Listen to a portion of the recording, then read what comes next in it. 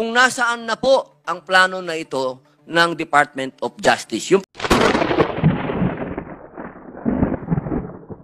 Pangulo, ang gusto ko pong sabihin bago po ang aking tanong, nagkaroon po ako ng pagpupulong kanina sa kalihim ng Department of Justice. Ako po ay napahanga sapagkat napag-usapan po namin ang kalagayan ng New Bilibid Prisons at sa akin pong karanasan, 30 kalahating taon bago ko po natutunan, bago ko po napag-aralan, at bago ko po masasabing naging eksperto ako sa buhay bilibid, buhay pangungulungan. Pero kanina, nagkaroon po ako ng 15 minutong pagpupulong sa kalihim ng DOJ at ako po ay sumasaludo sa kalihim sapagkat sa napakaikling panahon ay napag-aralan niya po ang tinatawag nating pamumuhay sa loob ng kulungan. Napakahirap po nitong gawin kung ikaw ay hindi po nangulungan. Bilib na bilib po ako sapagkat bawat niyang sinabi, siguro minimum kailangan makulong ka ng 2 taon para mapag-aralan mo yun. Pero ang ating pong kalihim at siguro po talagang pinag-aaralan niya po talaga ang kanyang trabaho.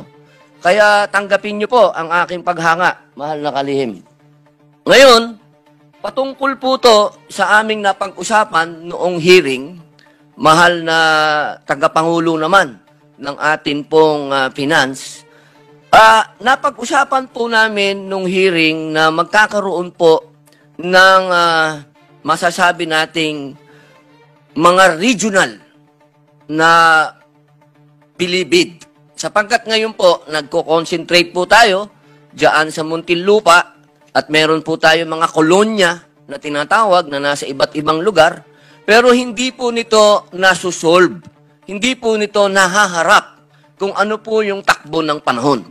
Sa ngayon po, mahal na ginang na Pangulo, hindi po lingid sa ating kaalaman na ang bilibid, yan po ay pugad ng masasamang elemento, lalo na po ng droga. Diyan po nagmumula lahat sa kulungan na yan. Ang katunayan ay gumawa pa po ako ng pelikula nung araw patungkol dyan. Yan po ay 2010 pa yata po yung pelikulang yan.